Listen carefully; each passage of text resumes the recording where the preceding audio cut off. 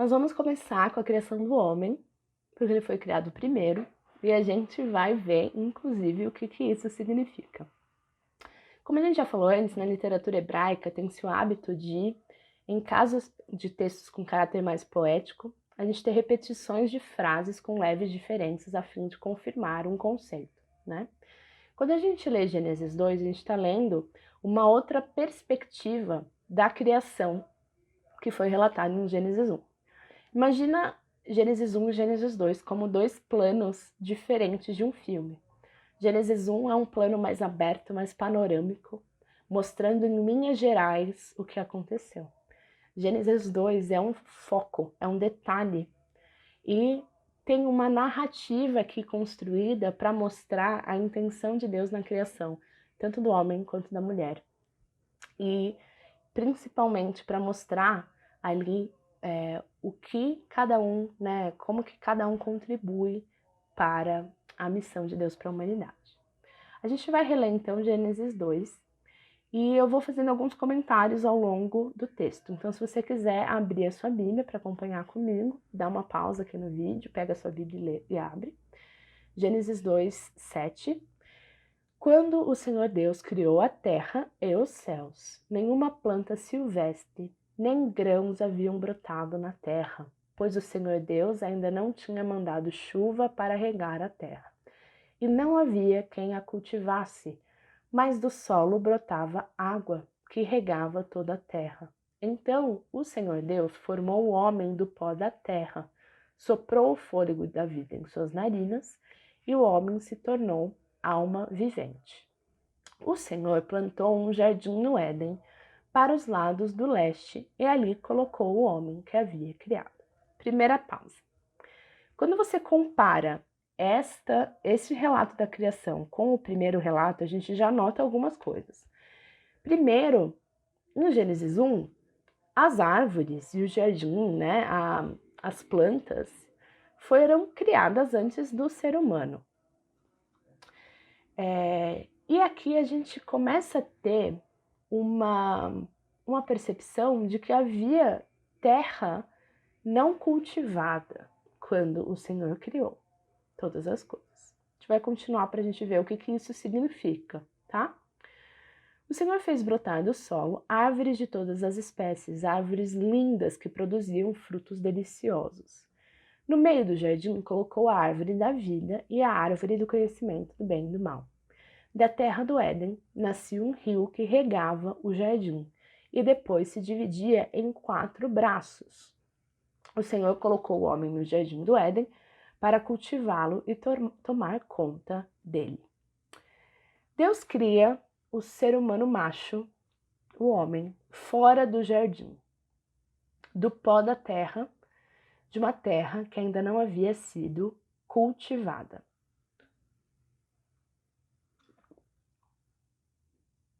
E o homem se torna uma alma vivente a partir do sopro divino. Depois de criado o homem, Deus planta um jardim no Éden, a partir do qual tinha um rio que regava o jardim e se dividia em 4 braços que continuavam por toda a terra. Sabe essa terra que não tinha sido cultivada, que não faz parte do jardim do Éden? Eu não sei se você já tinha parado para reparar neste pequeno detalhe no relato da criação. Tinha mais terra para ser cultivada além do jardim do Éden. Eu, particularmente, demorei muito para perceber esse detalhe, porque para mim o mundo todo era o jardim do Éden. Quando eu imaginava a criação, eu imaginava o mundo todo que era o jardim do Éden, mas não.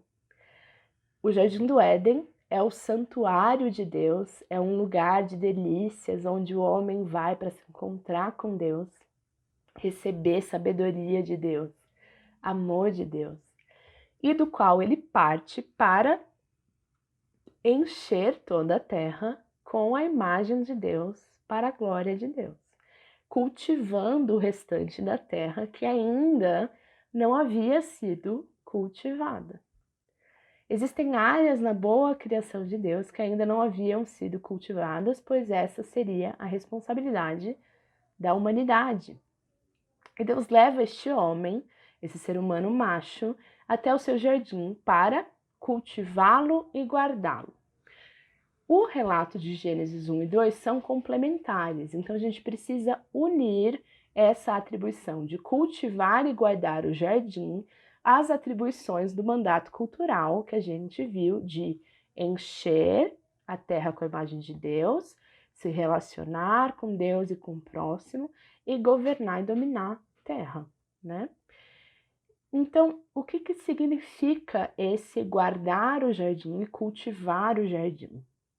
Isso mostra que os representantes de Deus na Terra, né, a humanidade como imagem de Deus, é chamada a co-criar o restante da realidade com Deus. Então Deus, ele dá uma terra em potencial para os seres humanos co-criarem o restante da realidade com ele.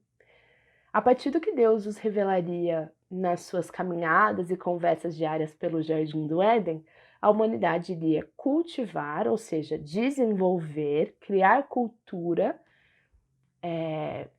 e guardar, preservar a vontade de Deus.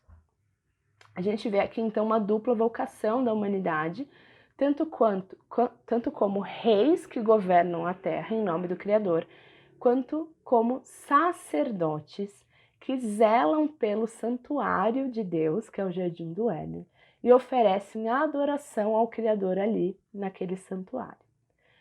Cultivar a criação de Deus não se restringe à jardinação e preservação do meio ambiente. Geralmente, quando a gente ouve criação, logo vem à mente, né, só as natureza e animais. E a gente já viu que Deus criou não só a ordem natural das coisas, mas também a ordem espiritual.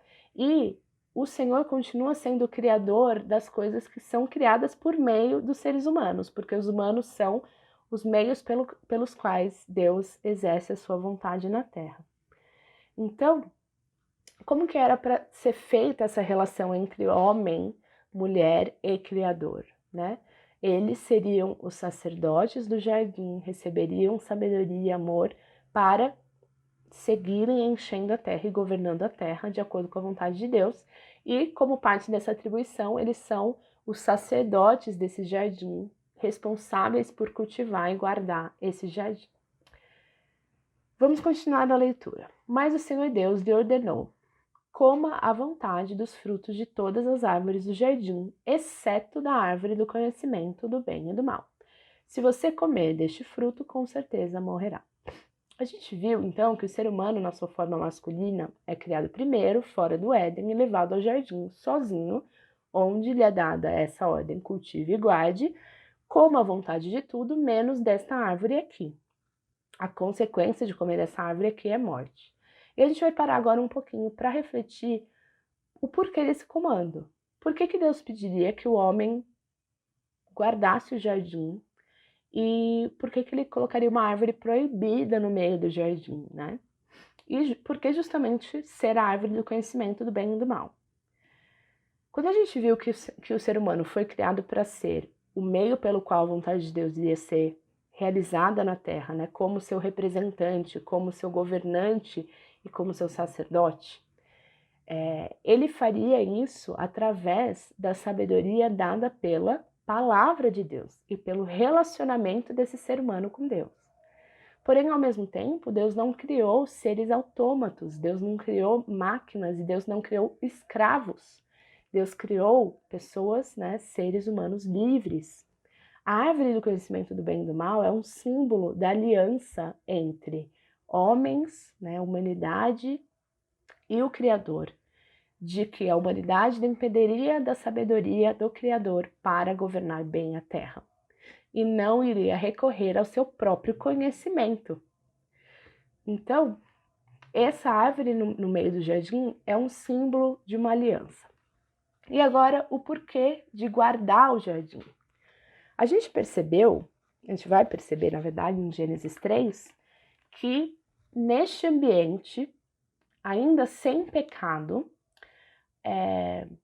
seres humanos são tentados pelo mal. E aqui é uma outra preconcepção que a gente precisa quebrar e um detalhe que a gente precisa acrescentar ao nosso relato da criação, de que esse momento pré-queda não seria um momento sem dificuldades, sem tentações, sem adversidades. O inimigo tentou eles enquanto eles ainda estavam em uma condição pré-queda.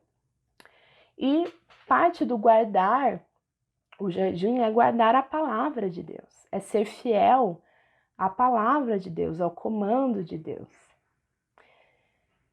Então é muito importante a gente trazer à memória todos esses aspectos para a gente poder compreender o contexto desta criação, né, do homem e da mulher e da consequente queda deles. Consequente não, da posterior queda deles.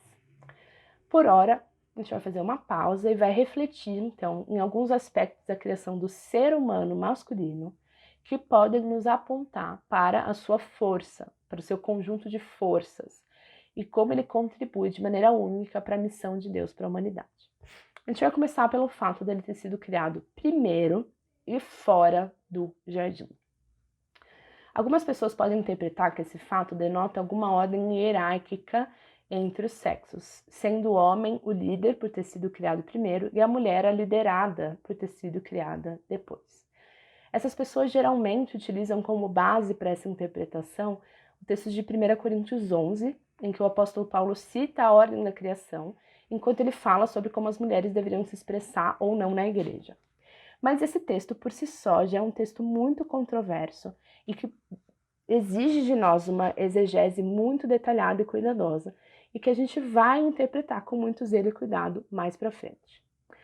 O que eu estou querendo dizer aqui é que em Gênesis 1 e 2 a gente não tem base bíblica para sugerir uma ordem hierárquica entre homem e mulher por conta da ordem da criação. Porque se assim fosse, os animais que foram criados antes do homem teriam algum tipo de relação hierárquica com os seres humanos. E não tem. Pelo contrário, quem foi criado por último tem autoridade sobre quem foi criado primeiro, que foram os animais. Eu também não estou invalidando aqui a hipótese de que exista uma relação ordenada e que o homem tenha, sim, um papel de liderança nessa relação. Mas a gente vai compreender qual é essa responsabilidade de ser liderança e o que isso quer dizer. Eu queria trazer para vocês a possibilidade de o fato de Adão ter sido criado primeiro, o homem ter sido criado primeiro, ter menos a ver com hierarquia e com o exercício de poder sobre alguém, ou seja, ser alguém que comanda uma outra pessoa, e talvez tenha mais a ver com ser aquela pessoa que corre o risco de ir primeiro, de ir à frente para se sacrificar pelo outro, como o nosso Senhor Jesus o fez. E se liderança tiver mais a ver com isso, com a disposição de ser o primeiro a ir e desbravar algo que pode trazer algum tipo de risco para o outro, a fim de que você se sacrifique e o outro se proteja. E se tiver menos a ver com comandar uma outra pessoa, ter a última palavra sobre alguém, e mais a ver com ser a pessoa que se dispõe a ir à frente para assumir o risco. O fato do ser humano masculino ter sido criado primeiro mostra essa força de tomada de iniciativa. E algo que marca o jeito de ser humano masculino por conta das suas questões hormonais e físicas é a percepção de risco diferente do ser humano feminino. Corporalmente, os homens possuem massa muscular diferente, uma composição de formato de corpo diferente, que faz com que eles sejam mais propensos a desbravar circunstâncias físicas mais extremas. Além do mais, quando a gente lê o relato de Gênesis, a gente precisa levar em consideração que não existiam métodos anticoncepcionais. Então, provavelmente, Eva, por sua composição anatômica, e biológica, iria passar grande parte da sua vida produtiva grávida, parindo e amamentando crianças. E isso a torna fisicamente mais vulnerável e demandando que alguém a auxilie na sua provisão e na sua proteção. Então, eu tô lembrando que eu não estou querendo dizer que todos os homens são mais fortes fisicamente do que mulheres, nada disso. Eu estou dizendo que a ordem, o fato do homem ter vindo primeiro, mostra essa força de tomada de iniciativa para correr o risco no lugar de alguém e se sacrificar pelo outro desta maneira. E essa é uma força que pode ser desenvolvida no ser humano masculino.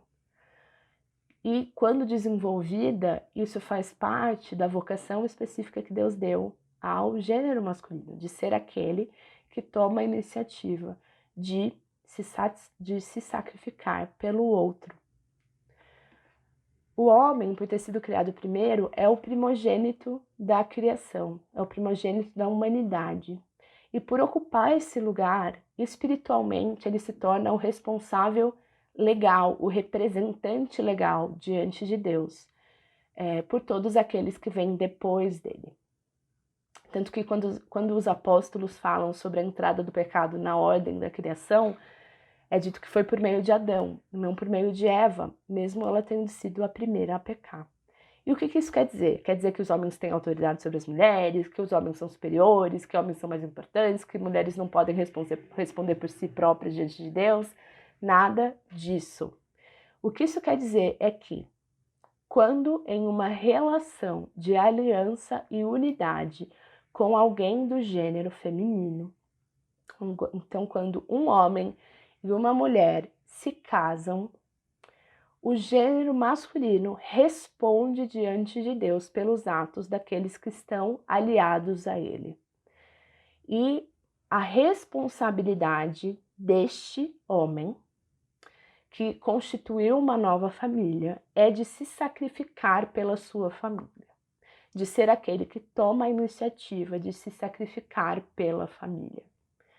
Não é o homem que comanda a família, ele é aquele que toma a iniciativa de se sacrificar pela família, pois ele é o representante legal diante de Deus. Lhe foi dada essa representação como primogênito da humanidade. Essa posição de primogenitura não é um privilégio. Eu quero deixar isso muito claro. Nós, como mulheres, a gente pode olhar para isso e falar assim, mas por que não foram as mulheres? Por que a gente não pode ocupar essa posição de representação legal? É uma responsabilidade extra. E aí entra de novo algo que a gente já falou na semana passada, que é: todo ser humano está biblicamente submetido a figuras de autoridade durante toda a sua vida. Um dos princípios que regem a criação, o cosmos, é o princípio da autoridade e da submissão. A autoridade não sendo o exercício de autoritarismo, não sendo o exercício de poder sobre, mas autoridade nesse sentido de ser alguém responsável por, que corre o risco no lugar de alguém e orienta, guia. E quem está em submissão respeita e se submete a esse risco, a esse sacrifício feito por quem exerce autoridade. Nós nunca seremos e não somos nunca seres completamente autônomos ou donos do nosso próprio nariz. Enquanto a gente está em idade de formação, os nossos pais são os nossos responsáveis, são as nossas autoridades. E essas figuras de autoridade abençoam e orientam os nossos passos no caminho. E essas figuras de autoridade correm o risco no lugar de nós, se sacrificam por nós. E um dos princípios bíblicos para a vida longa e próspera é que a gente honre as nossas autoridades, honre aqueles que estão em uma posição de autoridade na nossa vida, que é aqueles que vieram primeiro. Autoridade na Bíblia não é quem está acima de ninguém, é quem veio primeiro e se dispõe a abrir o mato, abrir o caminho para correr o risco pelo outro. Essa responsabilidade dada por Deus aos pais de exercerem autoridade sobre a vida dos filhos não é visando o exercício de poder e de controle, mas de orientação, de intercessão, de bênção e de sacrifício em amor. As relações bíblicas de autoridade, elas são diferentes das relações não bíblicas de autoridade. E a gente não pode jogar o conceito de autoridade fora por nós termos exemplos distorcidos de exercício de autoridade que não condizem com o exercício da autoridade bíblica. Assim como os pais biológicos, quando a gente se une ao corpo de Cristo, a gente passa a ter pais e mães espirituais, que são autoridades espirituais sobre a nossa vida. São homens e mulheres mais maduros no caminhar com Jesus, que nos abençoam e direcionam com a sua sabedoria e intercessão. Eles não exercem poder ou controle sobre as nossas vidas, mas são joias preciosas e ricas em ensinamento de como viver uma vida que agrada a Deus, de como se relacionar com Deus e que nos abençoam com a sua intercessão por nossas vidas. O relato de Gênesis 2 sobre a criação do homem e da mulher a partir da mesma carne termina com: por isso, o homem deixa pai e mãe e se une à sua mulher e os dois se tornam um só. Por que esse trecho é dito somente para o homem? Por que é dito que o homem deixa pai e mãe e se une à sua mulher e não o contrário? Ainda mais considerando que geralmente quando se casavam naquela época, a mulher que ia morar junto do clã do marido e não o contrário. O que está sendo dito aqui é o seguinte: a partir do momento em que homem e mulher se casam e se tornam um só corpo, forma-se uma nova unidade familiar, cuja responsabilidade espiritual passa a estar sobre este homem. Então esse homem ele passa debaixo da autoridade dos seus pais para estar sob a autoridade de um novo clã, de uma nova unidade familiar. E ele precisa amadurecer para exercer este papel, essa responsabilidade. Isso não significa que mulheres não possam exercer posições de liderança e exercer autoridade sobre homens. O que isso quer dizer é que dentro do casamento, dentro de uma relação entre homem e mulher, o homem, por ser o primogênito da humanidade, responde a Deus como representante legal da unidade familiar e é aquele que é responsabilizado por se sacrificar pelo todo, pelo seu corpo, tá bom? Pessoalmente, eu tenho que admitir que é difícil para mim, eu tenho dificuldades com essa concepção de que Deus tenha dado ao gênero masculino essa responsabilidade quando estão em aliança um com o outro. Principalmente porque eu vejo tantos homens abusando dessa responsabilidade, distorcendo o significado do que é exercer a autoridade, né, e de ser essa pessoa que se sacrifica pelo outro, não aquele que comanda o outro, e utilizando, usurpando essa autoridade como forma de exercer poder e controle sobre as mulheres. Mas o fato de o exercício da autoridade do homem na família estar deturpado pelo pecado não pode nos levar a negar o fato de que Deus instituiu relações ordenadas e que esse ir à frente, essa força de se sacrificar pelo todo, de ser aquele que toma a iniciativa e se entrega como sacrifício pelo outro, seja uma força dada ao homem e um chamado dado de forma específica para os homens. E isso vai significar coisas diferentes em estações diferentes da vida e cada composição de casamento, isso vai significar algo diferente também. O fato do homem ser aquele que toma a iniciativa e se sacrifica pelo outro, em alguns casos pode significar ser aquele que sai para trabalhar e a mulher fica em casa para cuidar dos filhos. Em outros casos, quando a mulher tem uma oportunidade profissional que o casal compreende como sendo imperdível e que precisa ser aprimorada e desenvolvida, investida, ser aquele que se sacrifica pelo outro pode ser este homem sacrificar o seu emprego para que a sua mulher continue no emprego. Então, lembra que eu falei para a gente quebrar um pouco as nossas preconcepções? Quando eu estou dizendo da força do homem ser aquele que toma iniciativa de se sacrificar, de ir à frente para o pleno florescimento do outro, né, para a proteção e cuidado daqueles que estão vindo atrás dele, isso pode significar coisas diferentes para pessoas diferentes, em circunstâncias diferentes. Continuando a nossa leitura de Gênesis 2, então, a gente vê que ao chegar no jardim, Deus dá ao homem esses 3 comandos: cultive, guarde e não coma da árvore proibida. E esses 2 comandos de cultivar e guardar, desenvolver e proteger, também tem muito a ver com a força masculina de ser aquele que desenvolve coisas e que tem um instinto natural de proteção, que é um instinto natural de proteção física, assim, né? As mulheres também têm esse instinto natural, mas de outras maneiras, é expresso naturalmente de outras maneiras, de maneiras mais a nutrir, acolher, a formar formar ambientes acolhedores para pessoas. E os homens estão dispostos a, de novo, tomar iniciativas de proteção, de guardar mesmo da violência e dos ataques. E isso é muito importante a gente perceber o quanto lá na frente, na queda, no momento da queda, o quanto Adão não exerce essa sua força, essa sua composição como homem, chamado a ser aquele que guarda.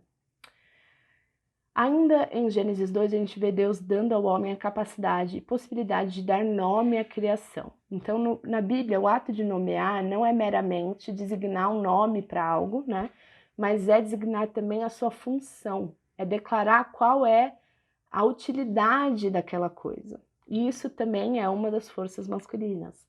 Os seres humanos masculinos, por questões hormonais e corporais, eles têm uma composição cerebral diferente da composição das mulheres, que faz com que eles tenham uma facilidade maior em ver termos práticos e de utilidade e funcionalidade das coisas.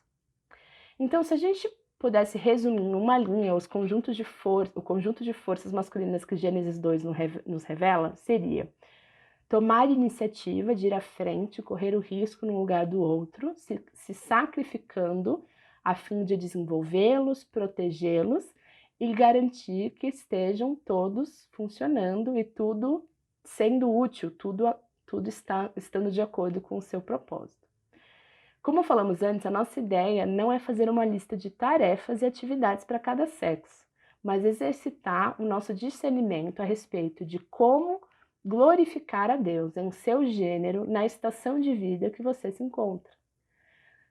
Então, é pensar na estação que eu estou, nas circunstâncias que eu estou,